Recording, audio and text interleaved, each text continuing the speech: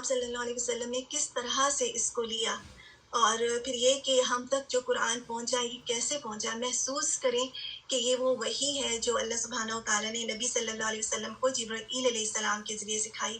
تو اس میں ابن عباس رضی اللہ عنہما سے ہے کہ کلام الہی جو ہے، جیسے قرآن میں لا تحرک به لسانک لتعجل به، اس کی تفسیر کے بارے میں ہے کہ نبی صلی اللہ علیہ وسلم جب قرآن کے نزول ہوتا تھا اس وقت بہت سختی محسوس فرمایا کرتے تھے، یعنی ہیوینس محسوس کرتے تھے۔ قرآن پاورفل کلام ہے۔ نبی صلی اللہ علیہ وسلم نزول قرآن کے وقت بہت سختی محسوس فرمایا کرتے تھے، اور اس کی علامتوں میں سے ایک یہ بھی ہے کہ آپ یاد کرنے کے لیے اپنے ہونٹوں کو ہلاتے تھے۔ ابن عباس رضی اللہ عنہما نے کہا کہ میں اپنے ہونٹ ہلاتا ہوں جس طرح آپ ہلاتے تھے، یعنی وہ آپ کو نوٹس کرتے تھے اس طرح سے۔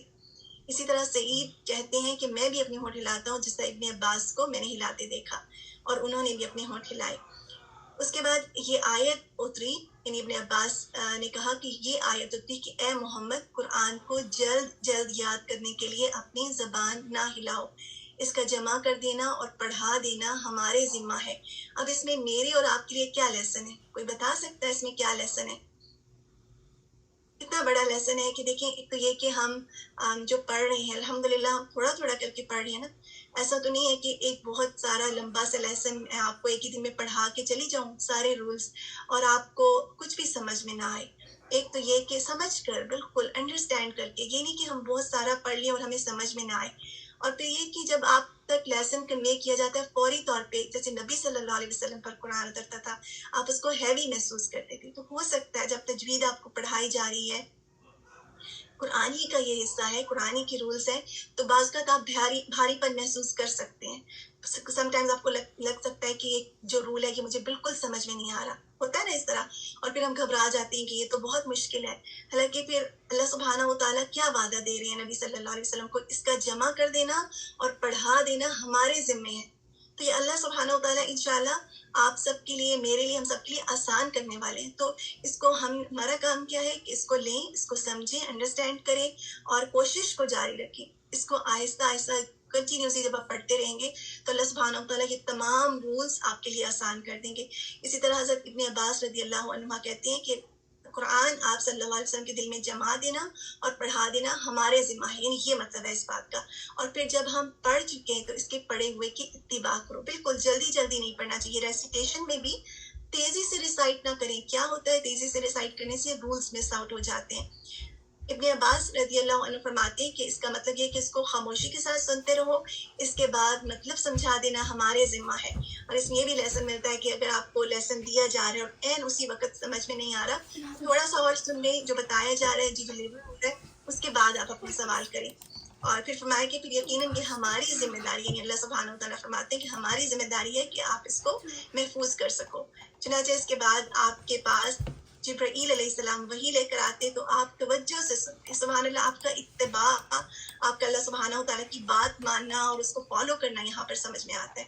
اور جب وہ چلے جاتے تو نبی صلی اللہ علیہ وسلم اس وحی کو اسی طرح پڑھتے جس طرح جبرائیل علیہ السلام نے پڑھا۔ تو ہمیں اس بات کی دلیل ملتی ہے کہ جو قرآن ہم تک پہنچا ہے اور اس کو جس طریقے سے ہم سیکھ رہے ہیں وہی طریقہ ہے جو نبی صلی اللہ علیہ وسلم تک جبرائیل علیہ السلام لے کر آئے۔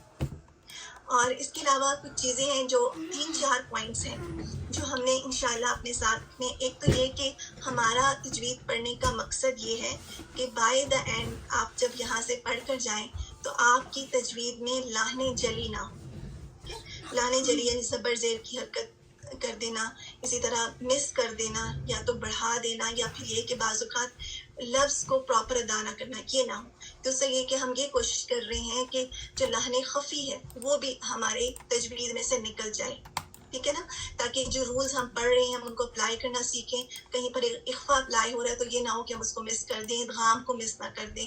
تو یہ تمام چیزیں ہماری اس میں ہو جائیں۔ نمبر 3 یہ کہ بلکہ یہ نمبر 1 ہونا چاہیے کہ جو صفات ہیں، جو حروف ہیں، کوئی ہیوی ہے، کوئی لائٹ ہے، اس کی اپنی صفات ہیں، اس کو ہم اسی طرح ادا کریں جیسے صاد کو سین کی طرح نہ پڑھیں، ٹھیک ہے۔ اسی طرح اگر ہم پڑھیں یا اس کو تا کی طرح نہ پڑھیں۔ تو یہ تمام چیزیں ہمارے مائنڈ میں ہونا چاہیے کہ میں جو پڑھ رہی ہوں میرا گول کیا ہے۔ اور ایک اور چیز جو میں آپ سب سے شیئر کرنا چاہ رہی تھی آج، کہ فرائیڈیز کو انشاءاللہ ہم لوگ اپنا ایک سیشن کریں گے 10 to 11، ٹھیک ہے۔ میں اس کو پلان آؤٹ کرنے سے پہلے آپ سب سے بات کرنا چاہ رہی تھی کہ جو اسٹوڈنٹس اس میں آنا چاہ رہے ہیں، ایسا ہے کہ اس وقت الحمدللہ میں اجازت کا کورس کر رہی ہوں ایجپٹ کی کسی ٹیچر سے، تو جو میں سیکھوں گی انشاءاللہ وہ میری یہی ہوتا ہے کہ آپ سب کو کنوے بھی کروں، لیکن اس وقت کلاس میں ہم کیا کر پاتے ہیں، ہم صرف رولز کر پاتے ہیں اور آپ لوگوں کی اتنی لسننگ نہیں ہوتی، جبکہ جتنی زیادہ آپ قرآن سنائیں گے اور آپ کی غلطیاں نکلیں گی اتنا زیادہ آپ کی پریکٹس ہوگی. تو دو آپشن ہو سکتی ہیں، ایک تو یہ کہ آپ سبھی ایک دن میں آئیں، اور دوسری آپشن یہ ہو سکتی ہے کہ میں آپ کو گروپ وائز بلاؤں، یعنی ایک فرائیڈے کو ایک گروپ آئے گا، دوسرے فرائیڈے کو دوسرا گروپ، اور وہ زیادہ زیادہ سنا بھی سکیں گے اور آپ کی انشاءاللہ اس میں ریسیٹیشن کی پریکٹس زیادہ ہوگی. تو جو کوئی بھی اس کو میں تو آپ سب کو ریکمینڈ کروں گی، یہ نہیں اس میں آپ کو فورس نہیں کر سکتی کیونکہ الحمدللہ ہمارے آلریڈی 2 کلاسز ہیں، تو میں آپ کے اوپر اپنے اسکیجول کو بھی دیکھنا ہے، لیکن آپ کو میں انکریج ضرور کروں گی کہ اس میں ضرور شامل ہوں اور اس موقع سے ہم سب فائدہ اٹھائیں، کیونکہ جتنا آپ لوگ سنائیں گے میری بھی لرننگ ہوگی، اور جو میری لرننگ ہے وہ میں آپ تک کنوے کر سکتی ہوں انشاءاللہ. ٹھیک ہے، چلیے بارک اللہ فیکم، آج کے لیسن کی طرف جاتے ہیں.